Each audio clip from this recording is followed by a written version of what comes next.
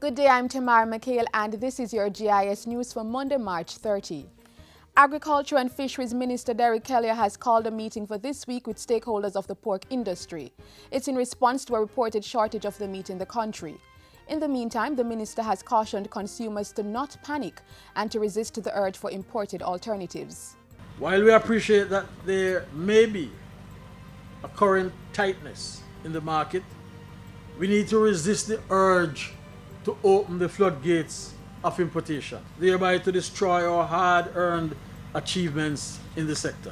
Meanwhile, the country's 9th Agripark, located at the Sweet River Multi-Species Abattoir in Ferris, Westmoreland, was established at a cost of $292 million. The project, which is near completion, has been established under the public-private partnership model. The Agriculture Minister says a study was conducted for the strategic implementation of an abattoir meat science system in an effort to streamline the country's slaughtering houses and abattoirs to meet international best practices. Emanating from that study is the recommendation to establish regional abattoirs in the 5 centralized locations. In addition, it was determined that these abattoirs could become part of the Agripark program, and consequently, this allowed the government to enter into partnerships with the private sector to establish these abattoirs.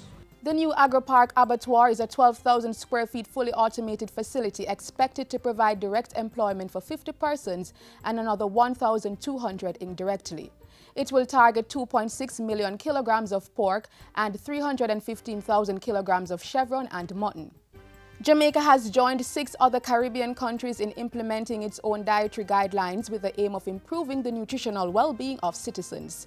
Health Minister Dr. Fenton Ferguson launched the food-based dietary guidelines for Jamaica last week. It was developed in an effort to provide nutrition and health-related recommendations to promote healthy eating habits and lifestyle, such as physical activity in the population. The guidelines are outlined in an easy-to-read and brightly illustrated nutritional pictorial chart containing common foods in Jamaica. It also covers portion size, food groups, and eating patterns to provide the required nutrients in a balanced diet.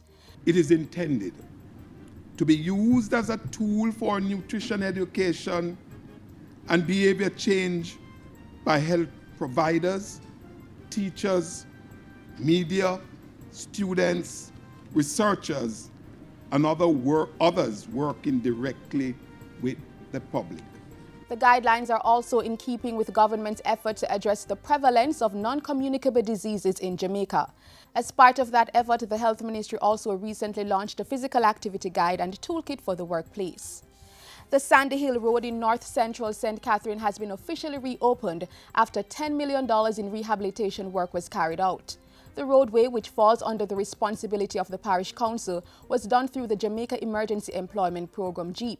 I believe that it was done and done properly, and I want to congratulate all the workers who work on this stretch. We are going to ask the Parish Council to make sure that, I'm sorry that the mayor is not here.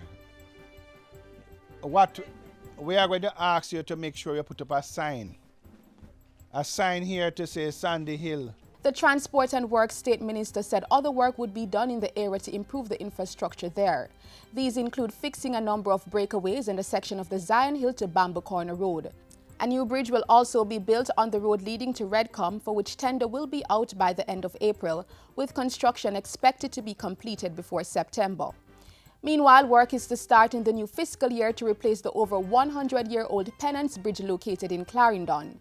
The century-old bridge has fallen into disrepair, and Transport and Works State Minister Richard Azan says the work will be carried out under the Major Infrastructure Development Program.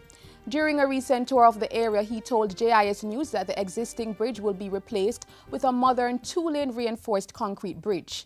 He said the cost to undertake the works would be negotiated with China Harbour Engineering Company, CHEC.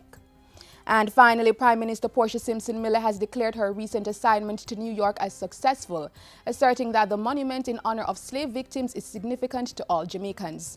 The Prime Minister was at the United Nations for the unveiling of the Ark of Return, the permanent monument to honor the victims of slavery and the transatlantic slave trade. It's very important, certainly to me, and I'm sure all Jamaicans, that at this time there could be a memorial erected in honor of our ancestors. Mrs. Simpson Miller was speaking with the JIS News on Saturday at the 2015 Boys and Girls Championships.